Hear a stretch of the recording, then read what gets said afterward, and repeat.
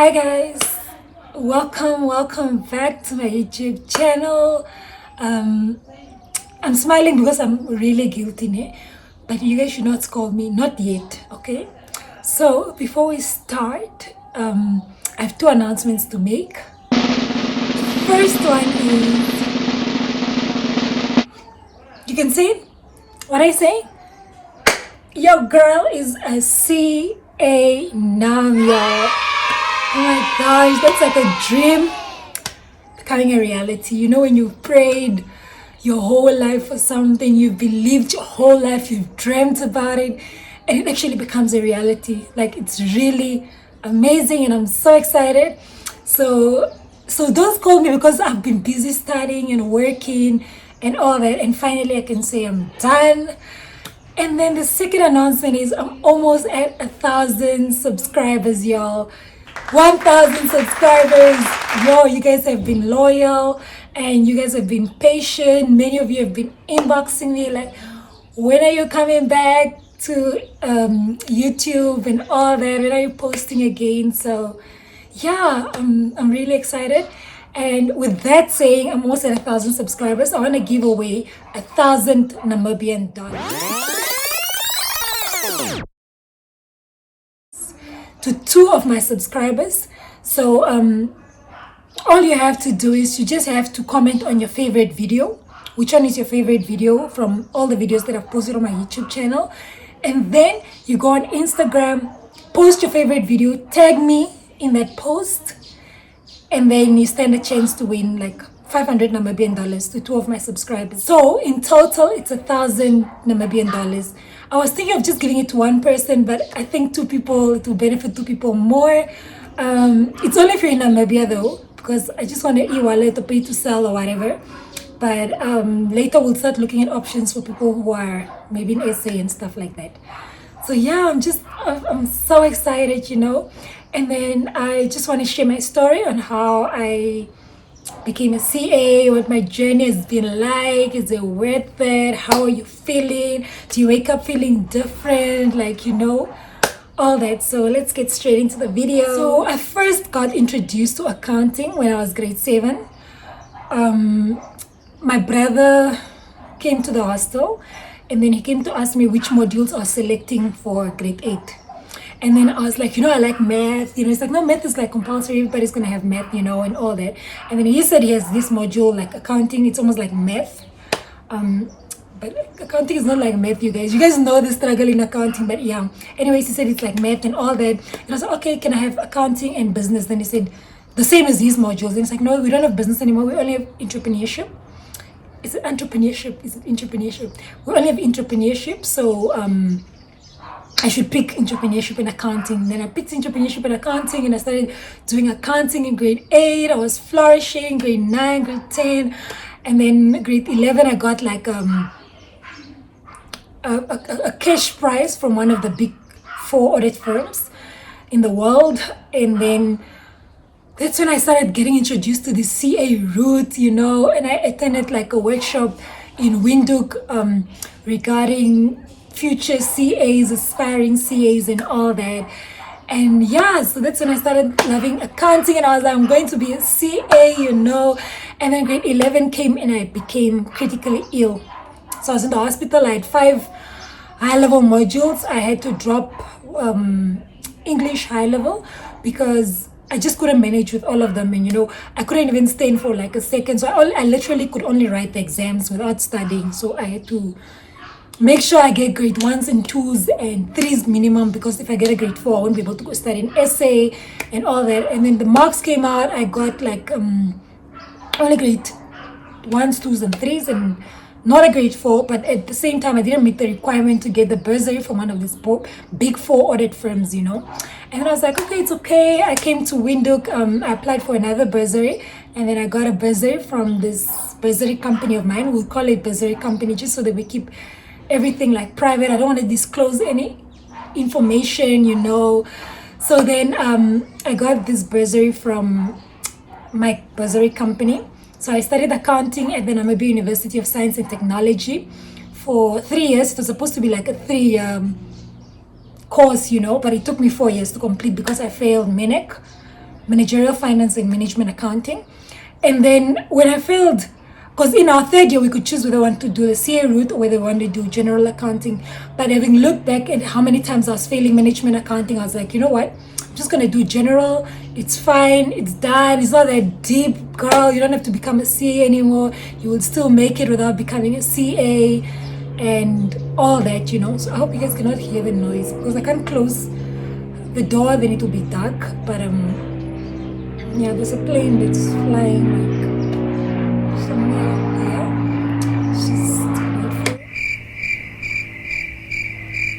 So then I was like, okay, I'll never be a CA. It's okay. It's not that deep, you know. I went to go work for my bursary company. I worked for a few accounting consulting companies where I was just processing invoices, doing provisional tax calcs and all these things, but I was really bored. And then I called my bursary company because they were into insurance and stuff. And then they took me in. I started doing reinsurance accounting. I started loving it. You know, I just love the freedom that came with it. I love the fact that it was challenging. It was different. It was a different industry, you know. And then one day my colleague walks up to me, right? She's my friend now. She's like, this specific company has posts open. Do you want to apply? It's like if you want to be a CA and all that. All of a sudden, like, it just came back to me that I really wanted to be a CA, you know, and I've really, you know, everything I used to post, I would post a picture and where I look nice on Facebook and it will be written chartered accountant, you know, because I saw myself as a CA, you know, and I worked so hard because my teacher said only 5 people pass the exams every year. It's like a very low pass rate, and I just wanted to challenge myself because for me, when people tell me like it's impossible, it pushes me and drives me to want to achieve it and just show them that it's actually possible, you know. So I was that person. The fact that she said that it's the highest qualification in accounting and that only certain people pass it, that pushed me to like be that one person that's going to pass this exam, right? And then you know, I totally forgot about it because of the circumstances and all that. And then when this colleague of mine came to me and she's like, yeah, don't you want to apply, you know? And in my head I was just thinking, I'm not really applying for jobs, but you know, I don't mind. And she also gave me the application to apply to UNISA, University of South Africa, for the postgraduate diploma in accounting sciences or advanced diploma, the bridging course first. So then I applied to UNISA and then I applied to this audit firm. The next day, the audit firm calls me, right? Mind you, I'm not ready. I wasn't thinking that it's going to happen anytime soon, you know. So I was like, okay, why are they calling me back? So I didn't even think about it. I didn't pray.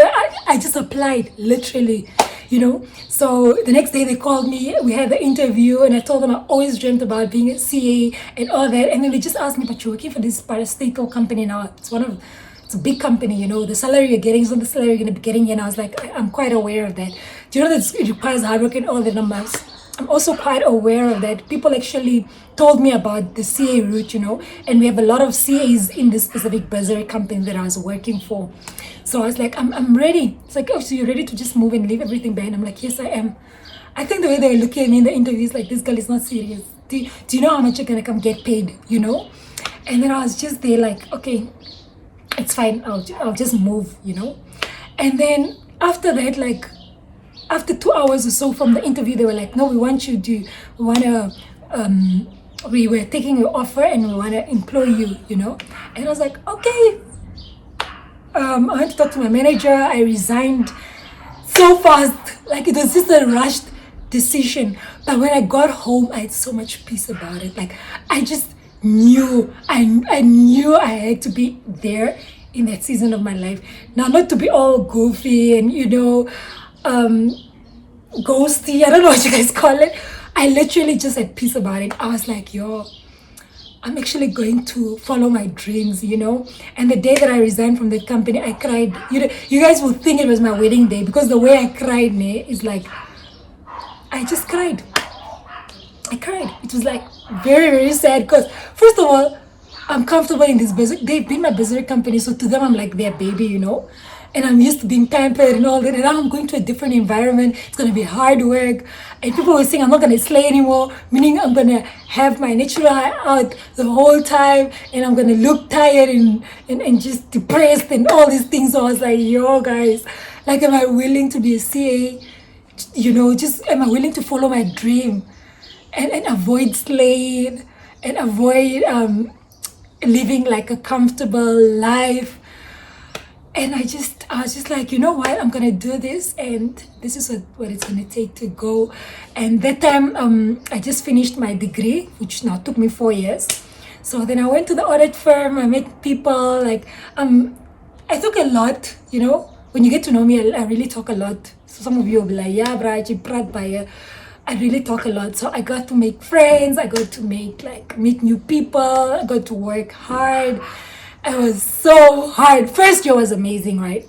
Bridging, I passed first attempt, bridging, done and dusted, The second year, I started doing my CTA, right? CTA was so hard. First of all, it's expensive. I had to buy books. I had to get loans. So meaning I got into debt, and work was starting to become hard because you're becoming a senior now. And then at the same time, you're paying all these debts and you have to study so hard. So the journey just started becoming like this whole difficult situation, difficult journey. And I felt like quitting is so hard. And then I actually thought I was going to make it for my CTA, right? And then I failed one module. 2 marks. And did 2 marks in the exams. Two. So I failed. I had to redo CTA again. Cash out 40,000 again. And it was in 2020, mind you. Then COVID hit. So we didn't write venue-based exams. COVID hit. It's this whole crazy thing that's happening. At the same time, we're doing CTA, we're writing online exams. I'm in more debt because it's my second time doing it, mind you. Work is more crazy because it's my final year of my articles. I'm 3rd year. So now I'm trying to juggle between work and school.